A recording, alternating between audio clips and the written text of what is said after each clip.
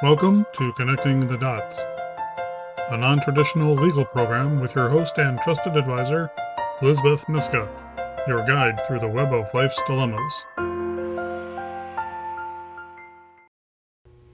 Welcome to another edition of Connecting the Dots.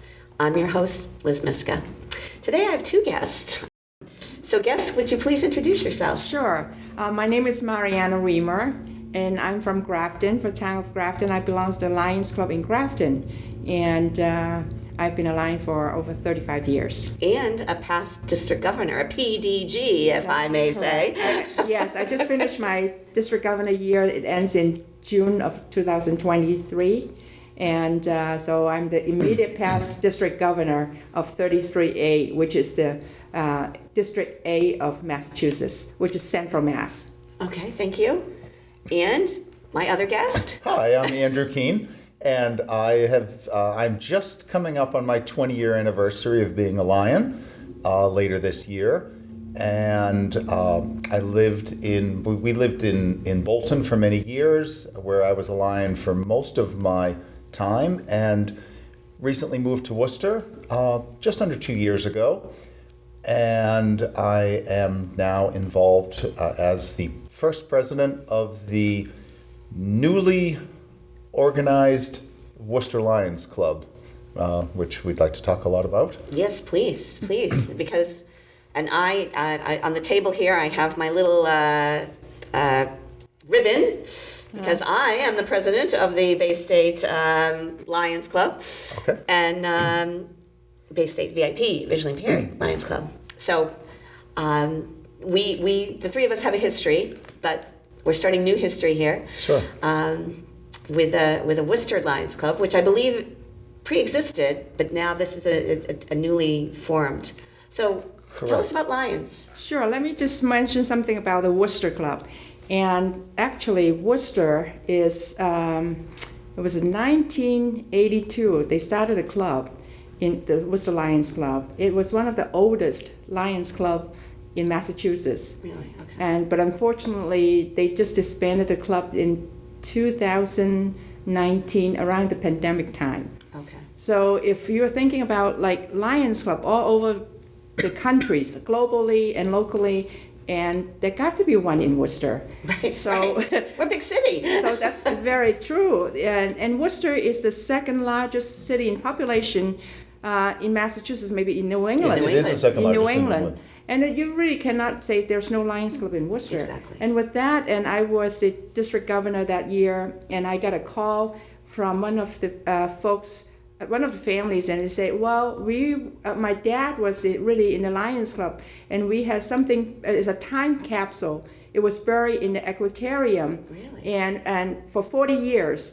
we are supposed to really dig it up. This is the year, it's supposed to be 100-year anniversary of the Worcester Lions Club. So that was November of 2022. So I was the district governor.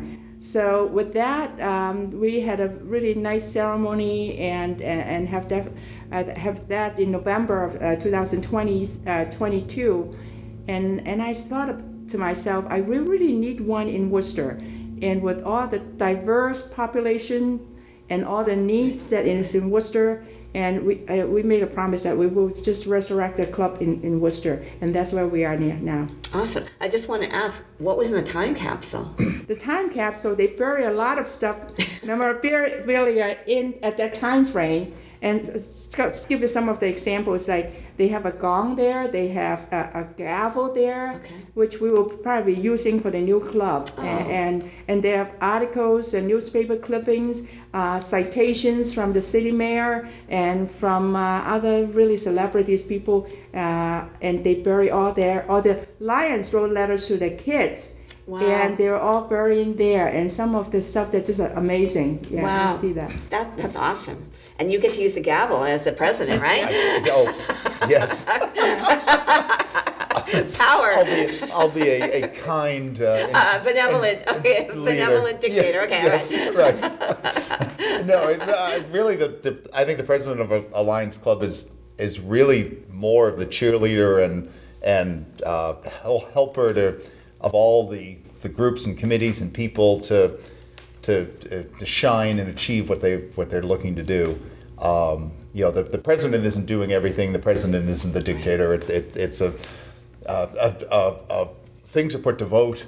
Nothing. No one person rules any Lions Club. Our goal of the club is, as Mariana mentioned, there's a lot of needs in Worcester. We're a service organization. Right. We're trying to help with people that have needs, have low income, we're still trying to figure out what things we're going to try to work on first. There's a lot of things that we can do to help the community. We have 21 people right now that are current charter members of the club, and we are this close to being officially a club. We've sent in our charter application and passed all the hurdles, and everything's approved, and we're just waiting for Lions International to put the final crossing the T's and dotting of I's, and we become an actual club.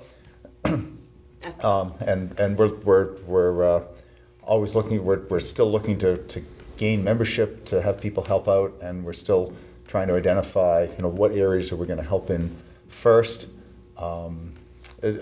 Lions there's an international one main thread of Lions is to help with vision. Right. The Knights of the Blind. Yeah. Correct. And I'm not saying NIGTHS, I'm saying KNIGHTS, because when I first was like, what? It sounds like nightshade, what?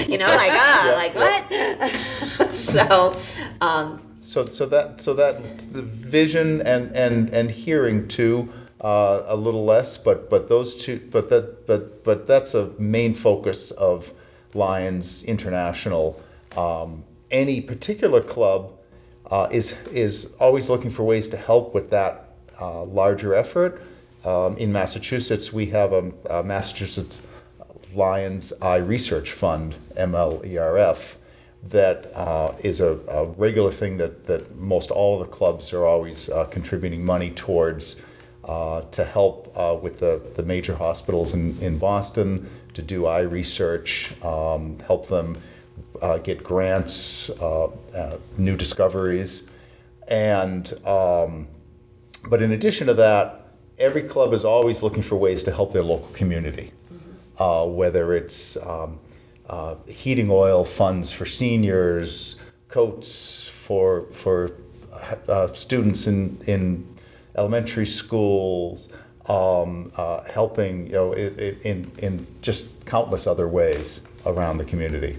And so when I became visually impaired 16 years ago, 2008, I never heard of the Lions. I mean, I remember seeing the signs. I remember because I used to drive, right? Every town was like, oh, Lions meet here. I remember that, but total disconnect to me and my plight. And before we started taping, I regaled both of you with how I met Andrew originally, where the Lions had funded a trail at Broadmeadow Brook, Mass Audubon, here in Worcester, and which again, I was an adult and I had never been there. And particularly when I'm thinking, I'm blind, how am I gonna hike? This does not compute.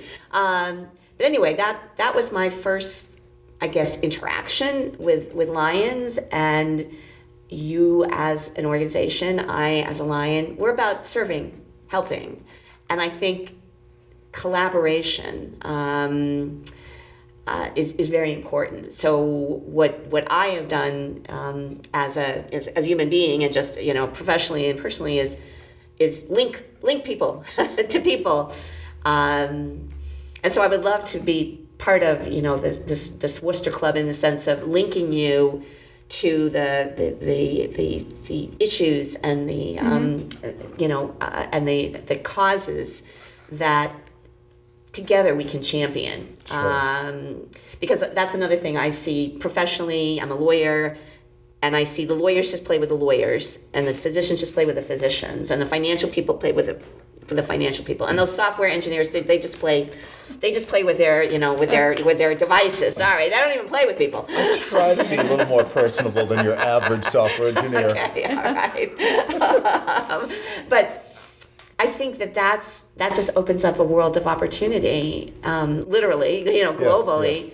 when you realize I don't know the population, and I want to learn about from and with the population, from the population. Well, it's interesting because a Lions Club might have a doctor, a lawyer, a school teacher, a carpenter, nurse, right. all those people might come together and be just members of a Lions Club, Right. and they all bring their own perspective into what the needs of the community are from their point of view, and it helps to guide our direction. So there's two major things we need to do as a club. One is find ways to help the community and give, and also find ways to do fundraising to get us those funds to we're all volunteers. Nobody has any kind of pay or salary for this. We're all volunteering our time and our efforts, and we're basically doing fundraisers to raise money that we can then give to support the needs. I'm wondering, because Worcester, and I know you're a newcomer, and the Mariana, is a suburban person, but Worcester, and I was born here, even though I didn't grow up here. The colleges, we always talk about, we have all these colleges, yeah. Well, how do we get young people involved? I mean, and I think that is something that in every iteration that I do, it's kind of like, we'll ply them with volunteer hours. They can get volunteer hours. Yep. Well, any the thought high schools have that. We right. The Leos, yes. Yeah. So just the volunteer hours. When I was back in Bolton, we would do for some of our fundraisers. We would contact a high school, and the National Honor Society students were looking for volunteer hours, and they would come help us at some of our events to do that.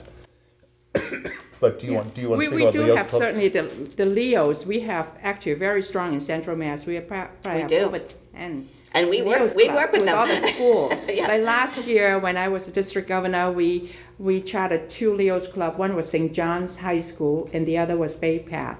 So there were just 2 brand new Leos club. They are very well run by all the advisors and all the volunteers. Yes, the Leos. A shout out to Peter Cardoso. So because just a quick step back. The Leos Club is like a Lions Club, but it's all people under 18 who wouldn't be in a regular Lions Club. So it's often connected to a high school, Yes. and that it's getting the youth involved in service, and a lot of the people that are in Leos clubs will kind of graduate and become full-fledged Lions in their local club. Maybe after they get back from college or what have you, depends on where they come and go.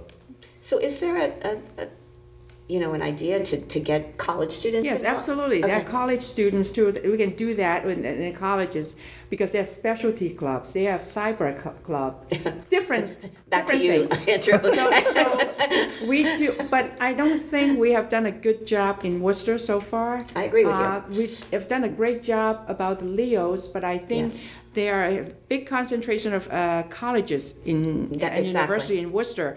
There's an untapped market there, and I think we should work more closely together. Like you said earlier, there was like best kept secret for the Lions. Okay, we got to do a better job in just like word of mouth or whatever. We have to do a better job in just spreading it around to see how we can help, because we can make a tremendous impact Right. to the community in the city of Worcester and beyond, not necessarily just Worcester. Right. And there's so many things, not just say the site, but there are like food insecurity, the environment, and so on and so forth, and all that we can really help out. Right. But as we get together, we'll decide, okay, what are the priorities? Let's prioritize what we can do Right. to make an impact. And I know, for example, we didn't have a club at the last 2 years in Worcester, but there are sometimes we got requests from folks like for low vision, and then for their low vision assessment, for glasses, and also for second medical opinion from the from the hospital in Boston. All these we can help, but we really didn't spread the message around too well. But we do a lot. We can do even more.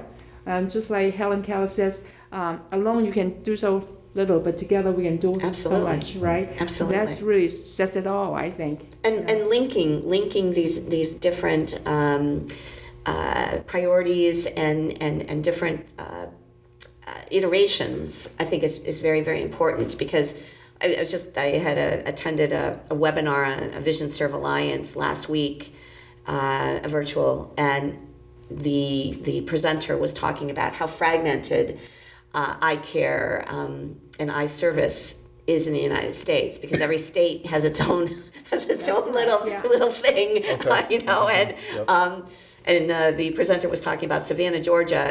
The eye care industry and the eye care professionals are all interlinked. The medical position, the healthcare, with the blindness organizations, and it just was just like, yeah, that's what's missing. That these things exist, but they're not linked together. Yeah.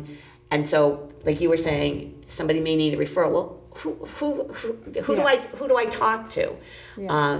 And again, resources I think are very, very important. Be identified as a resource, and the Lions are one of the resources. Sure. And just to touch back on something Mariana said, she used the word priority. Some of it is not even really, we're not trying to say this need is more important than that need. It's just, what can we as a brand new small club handle right now? Right. And we're going to grow through time, and we take on one need that we want to help support, and we get that established, and then as we grow and as we get comfortable, we can do more and more and more, and it's just hopefully it's something that builds over time. I'm just curious, now that we've touched on the colleges, would there be a desire to have a Leo club at one of the Worcester high schools or the technical school or we whatever? definitely are planning. That's in the works. Okay. We do have a gentleman. One of the Lions is really in the school system, and he'll be a very natural person to tap into that market per se, and hopefully we'll get more Leos to get involved in the coming year. Great. Yes. And with Pete Cardoza, who is the advisor for all the Leos, and he has tremendous experience dealing with all the clubs. So that's the key. The leadership is there, and we will grow in that area, definitely. No question about that. Absolutely. I mean, to talk back about the mix of people, we have somebody that works in the schools. We have two people that work at Worcester Polytech Institute. So we do have, people from different parts of the community, and as we grow, we'll get people from even more parts of the community. We're not just, we've got 21 members today. Yeah. But that's not, we don't want to stop there. We don't want to sit back on that. We want to continue to add members. We meet once a month on the third Wednesday at the Worcester Public Library. Although this next month we're moving it to the Stearns Tavern because there's a Woo Sox game and the parking will be challenging. So Wendy, I'm assuming you're looking for volunteers, et cetera. So is this public? Can you disseminate this now? Sure. We're always looking for new people that want to get involved and want to serve. I mean that's the Lions motto is we serve. Yeah. And people that want to come in and help and make the world a better place. We're always looking for new people to join. So what time of day? You said the third Wednesday. We meet the third Wednesday from 5:30 to 7. We usually have 5:30 to 6, just kind of social chatting, and we get down to business and try to keep a very focused 6 o'clock to 7 o'clock meeting to respect people's times, availability. Okay. And also one thing is now with the technologies, so if the weather's bad, we can always do a Zoom call. Mm-hmm. Yes. And sometimes people are just very, very busy with their lifestyle and their own schedules. So we can open up to say, okay, we can just do a Zoom call for this week because of the holidays or whatnot. Right. So the same with the students too. So we are flexible. If you cannot come to all the meetings, at least you can come to once a year, right? So once a year is better than nothing. That's how I look at it. Right. So whatever they can put in is great. Yes. And we are trying to really share our time, talent, and treasures together Excellent. to put into work, just to help Yes. everybody out. Absolutely. Absolutely. And we are in the we're in the midst of building a website. It's not out there yet. It probably will be in a few weeks. We have a Facebook page, Worcester Lions Club Mass. If anybody wants to like the page, we'll start having information on that page. It's a little, things are getting going. We've got a few things up there, and they'll see notices of what we're doing and what our plans are, and they can message us through there. Once we have the website, we'll have an email address. We're growing up into a real organization. Are you going to have a kickoff or you We don't know are. until? No, Okay, all right. we Okay, are. all right. We are definitely- We are going to date? have a charter event to celebrate event. the birth of the club on June 9 Okay. from 10 a.m. to noon at the White Room. There'll be some food, a little brunch, and it's actually just I before was going to say the Lions. it's just before the annual Lions Day at the Woo Sox, Okay. where we are celebrated, the Lions of Massachusetts, at the Woo Sox game. And this is right around the corner from there, so basically you can walk from one to the other. And that event is just after noon, the kickoff. Yeah, there you go. Okay, well, it is a kickoff. The first pitch is at 1 Okay, p.m. for the Woo Sox game. So it's kind of like a whole Lions Day in Worcester. Yeah, we picked that day just because of the Lions Day. I see. And we scheduled that June 9th is the Lions Day, and the tickets we sold for the game from the Lions Club will be part of the proceed will go to the Sight and Hearing Fund. Okay. I think it's $5 a ticket that goes to, each ticket will go into the Sight and Hearing Funds to help for the future cases, And with that, we figure that day is a lot of Lions will be coming to the game. Right. It will be a good time for them if their schedule is available to attend a celebration with the Worcester Club. So that's why we picked that day. Oh, wow. Oh. And the Sight and Hearing Fund, that's a District 33A fund. And the point of that fund is if a Lions Club has not a member, but somebody in their community, or a member, but anybody in their community that needs help with hearing aids or eyeglasses or something to do with sight and hearing, they might come to their local Lions Club and say, I need this medically, but I can't afford it. And the Lions Club says, well, we'd love to help you, but we don't have quite enough money.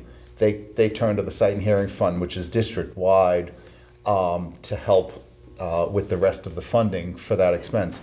And the Sight and Hearing Fund is what I was president of about a decade ago when we met at Broadmeadow when we dedicated the trail. The trail, right. Yes. The rope cut trail. Yes. Wow. So again, history is repeating itself, Andrea. That's all I can say. Well, it sounds like I know you're very philanthropic because I know you do the Pan Mass Challenge as well. Yes. So I know that you are. This is 30 years for me riding that. Wow. Riding that tiny little bike, right? A long, long way. But that's evidence of like who you are as a person and what you're about, and that's what again, Mariana, very accolades to you for being district governor and saying no, we've got to bring more people in, and That's so true. In a sense that this is a big city, Right. and you really cannot you can have more than one club actually. Right. Yeah. Yeah, really. If we grow too much, I mean that'd be a great problem to Exactly. have. Yeah, If we get exactly. too many people and we have to split off into two clubs, Yeah. one on the north side, one on the south side, that's a wonderful exactly. problem to That's have. it. Yeah, We, that's a good dilemma. Yes. Yes. But it's a bad look, not I agree. Yeah. For Worcester not to have a Yeah. Lions Club. 20 people out of 135,000. I know, really. We've got a lot of room to grow. Exactly. For sure. Yeah, in our district, 33A, we have 45 clubs. And you can't say Worcester have no clubs, right? So that is a good thing to have. And we have about 1,200 plus members in the Central Mass. And I mean, globally, we have 1.4 million lions in 210 countries. That is tremendous spread around globally, and we can help a lot of things. Exactly. And we at Worcester, there are so many things we can do to make a big impact to someone's life. Absolutely. And that's why we are here. Absolutely. Well, again, kudos to you, because I know that you were a catalyst for that. Thank you. And Andrew, welcome to the place that matters. All roads go to Worcester, as I say. I was born here, so all roads come to Worcester. Yes. Worcester's pretty hip. Yeah. We only have a short amount of time. I want to give you the opportunity. Anything else that you want to highlight for, other than encouraging people to get in touch with you and get involved? That's our big thing right now. Is we're continuing to try to grow the club. Always welcoming new members. We're happy to have people from diverse backgrounds, because that's what diversity is, what gives us different points of view and different information to help us in our goals of helping the community. And I just want to say, don't think you're too busy. Anything you can do is great. And think about joining the part of this great organization. And this is an international organization, and we do great things. Absolutely. Yes. And I want to invite you to come to, because we are already working with District 33A Lions and Leos. Mm-hmm. So the Walking Initiative, again, which is a collaboration between the sighted individuals and the VIPs, the visually impaired individuals, called Walk Fit. We start walking again mid-May on Saturday. Yeah. All right. But I think it would be a great show of support if yes. your club showed up, We so to always, speak. there's always cross pollination. Absolutely. Clubs helping other clubs and visiting and share, because that's another way to share ideas and get to know people. And yes. Well, you also mentioned WPI, and we've been working with Mass Academy. Mass Academy is the high school for WPI, but also we have students at WPI too who are who work with VIPs. So it would be a nice little interaction and Partnering and collaborating. exactly. Yeah, that would be wonderful. We could explore Right. Institute Park and that whole area, which is let's just say a nightmare. Okay. Rather hilly. Well, when you're under blindfold, Andrew, it has a different perspective. No, I'm sure. No, I respect that. Yes. Anyway, I'm jazzed about this. I think Right. this is really good. And again, good job for both of you for reaching back to your roots and wanting to put this forward for to bring in more people, because that's what it takes. It takes a collaboration. It takes Yes. all of us working together with one another to learn from and about and move it forward. So Well, thank you Well, for thank having you. us Thank today. you for having Welcome. us. Yes. you're welcome. And just one more time, the address for the website is going to be, or how they can get in contact with you. I don't know what the Okay, all right. address for the website, but we have a Facebook page right Okay. now. Is the one way to contact us, and it's Worcester Lions Club Mass, MASS. Well, thank you both for Thank you. joining me Very today. welcome, yeah. And join me for another edition of Connecting the Dots. And receiving counsel based on the facts and circumstances of a particular transaction. To contact Lizbeth, email her at lisbeth@elizabethlmyska.com or call her office at 508-753-7681. We're online at connectingthedots.lawyer. Executive producers, Lizbeth Myska and Jack Peacock. Producers, John Medberry and Bill Hamilton. A production of Elizabeth L. Myska, JD, LLM, in association with Compliments.